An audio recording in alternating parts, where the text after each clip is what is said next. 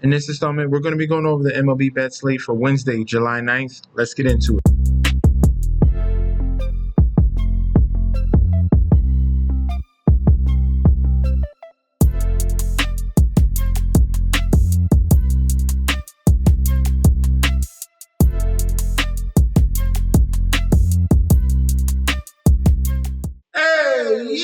Welcome back to the channel. It's your boy Chef D, and I'm here to bring you the winning ingredients for our July 9th MLB bet slate we got going on for Wednesday. But before we deep dive into that, don't forget to like, comment, and subscribe to the channel. Make sure you follow me on Instagram and Twitter at Men's.JC. Don't forget about that TikTok at Chef_D91. And don't forget about that Patreon. Right now, we're at the homepage of the YouTube channel, currently at 10.2 thousand subscribers. This is the road to 20K, and we're well on our way because you guys are showing up each and every single day. If you already subscribed, continue to like and comment. That helps the YouTube algorithm so you can grow to a much broader audience. All right, now for our Monday video, another day of over 500. All right, I'm putting out these videos and I continue to give you winning plays. We went 3-2 on that Monday slate, finished strong, closing in on those games. So we're gonna bring another day of over 500 plays in this video here. Plus, you guys are absolutely missing out on the Patreon. Okay, we smashed on this home run. It's Dinger Tuesday on FanDuel, and we had this parlay right here, Jaron Duran and Matt McClain here, plus 851 plus 535 for with the boost on there to make it at plus 5,934. $10 bought you back 600, and we cashed on that ticket right there. So you guys are missing out on this Patreon. Winning plays, also gave out Flaherty strikeouts, also gave out Ryan Jeffers home run as well. So we really did really good on Tuesday. If you want more winning plays, sign up right now. Click on that link, write it down below. You're getting full access to daily bets, future bets, and access to that group chat that goes off 24/7. First game up in guaranteed rate field here, we have the Chicago White Sox 30-61 going against the Toronto Blue Jays 53-38. Looking at the splits here, looking at a pitching matchup here, Eric Lauer 4-1 with a 2.65 ERA going against Adrian Hauser 4-2 with a 1.60 ERA. Looking at the current odds for this one here, we have the Blue Jays as road favorites -150 with the comeback of the White Sox at a plus 125. Total runs at 8.5. All right, public bet percentage here, 78% of bets, 86% of the money all over Toronto. For the total here, 85% of the bets, 82% of the money towards the over 8.5 in the total runs. And right now, Toronto has taken the series 2 out of 3 already, and we're waiting on what's going to happen in this third and final matchup. All right, so White Sox are struggling, losing last 3 games, and Blue Jays are red hot right now, winning. I think the streak is at like 8 games. What's their streak at? I had to double check for you, but they are on a pretty decent winning streak. Them and the Miami Marlins are right now have some of the longer winning streaks as we speak. All right, so this pitching matchup here, Adrian Hauser is the only starter. When you see Eric Lauer for the Blue Jays, that means that is a bullpen game, and the Blue Jays has a very solid bullpen, top 10 in the league. All right, now with Adrian Hauser, he is pitching over his head right now. He pitched horribly last year with the Mets, but this year he turned things around and has a .47 ERA at home, a 188 batting average as well. If we're looking at the advanced numbers, he's has struggled against lefties with the 229 batting average, but if we're looking at it in total with a 258 batting average and a 1.46 whip, all right, definitely struggles against lefties with a walk rate at 12%, and then he struggles against righties at 10% walk rate as well. So giving up opportunities, and we're seeing regression to his numbers with righties and lefties. So he's, like I said, he's pitching over his head right now. So it's due time for him to get hit up.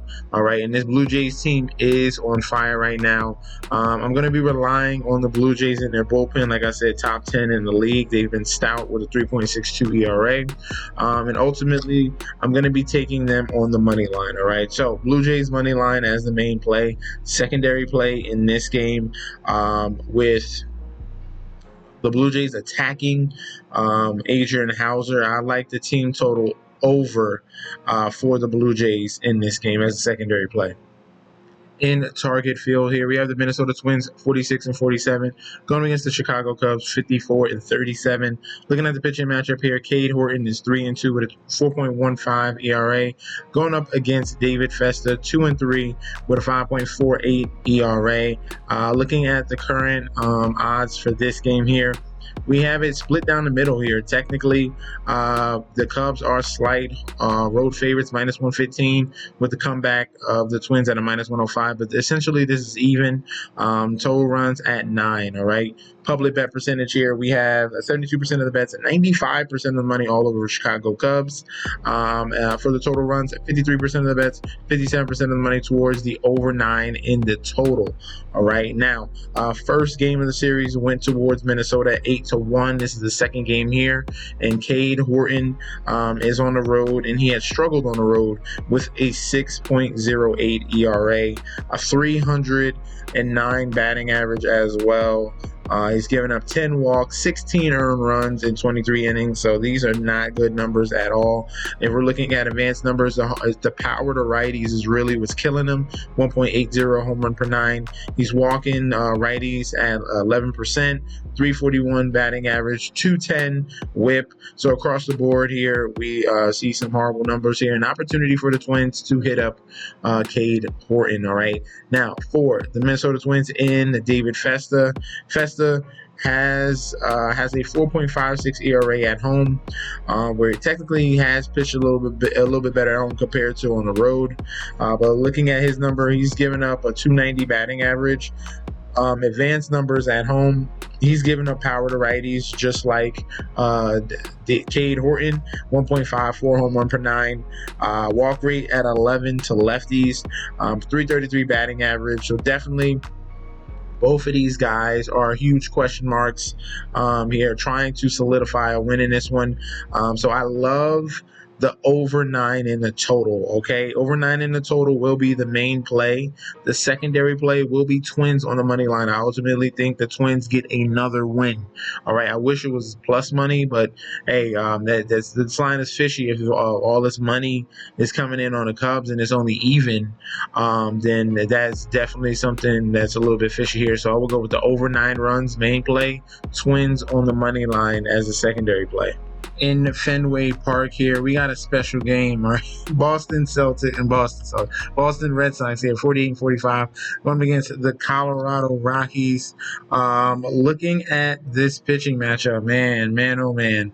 Antonio Senzatella 3-12 with a 6.57 ERA, going against Lucas Giolito here, 5-1 with a 3.66 ERA. We're talking about horrible pitchers here facing each other. So this is a juicy matchup. Looking at the odds, the Red Sox -300 with the comeback of the Rockies at a +240. Total runs at 9. Public bet percentage here, 95% of the bets, 100% of the money all over Boston. For the total runs, 83% of the bets, 87% of the money towards the over 9. Both games so far this series have gone towards the Boston Red Sox here, and this is the third and final matchup. Will the Rockies get swept is the main question here. Now, when we're looking at the pitching matchup here, Senzatella, I told you both of these pitchers are bad. Senzatella on the road, 6.32 ERA, 380 batting average here.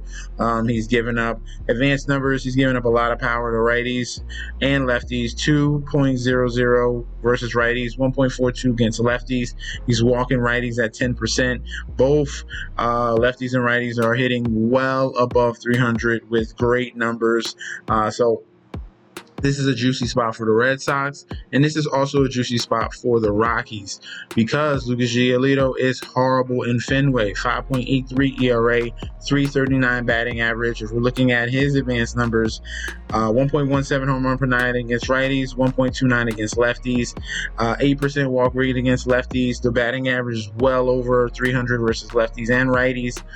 So definitely this is a spot for points, all right, 4 runs, all right. Love the over 9, all right. You can easily take the over 9 as your main play, but I'm gonna go a little bit crazy here and I'm gonna go with the Rockies plus 1.5. All right, we're gonna go Rockies. They're giving us Rockies plus 2.5 at minus 130. Don't mind if I do. We'll take that. All right, Rockies plus 2.5 at minus 130. Phenomenal number there, and I low key like the Rockies to win this game. All right, so we got 3 plays on this one. Main play, Rockies plus 2.5. Secondary play, Rockies money line, and our third play, over 9 on this one here. We got 2 horrible pitchers. Ultimately, I think that this is going to stay close, high scoring environment, and I think the Rockies can keep it close and squeak a win. In American Family Field here, we have the Milwaukee Brewers 52-40 going against the LA Dodgers 56-37. Looking at the pitching matchup here, Tyler Glasnow 1-0 with a 4.50 ERA going against Jose Quintana 6-3 with a 3.44 ERA. Looking at the current odds in this matchup, we have the Dodgers as road favorites minus 160 with the comeback of the Brewers at a plus 135. Total runs set at 8.5. Public bet percentage here, 76% of the bets, 56% of the money coming in on the Dodgers. So sharps are leaning towards a little bit more towards Milwaukee as you see that change in numbers. Total runs, 85% of the bets, 84% of the money towards the over 8.5 in the total. All right, now, so far this series, it's been the Milwaukee Brewers dominating the LA Dodgers. And in a previous video on Monday, I told you that that I feel like the Dodgers are going to struggle going into the All-Star break. All right, and then it came through fruition. All right. Brewers won the first game. Brewers won the second game as well, and they got an opportunity to sweep here. All right, so it's going to be very interesting to see. Looking at the pitching matchup, Tyler Glasnow has been very, very inconsistent and up and down. Looking at his numbers, he can barely go 5 innings sometimes. He has a couple games where he's winning 1 inning, 4 innings, 2 innings, very up and down and inconsistent. If we're looking at his advanced numbers, all in all, he is striking out righties at a phenomenal rate of 44%, but the walks are egregious at 14% to both lefties and righties.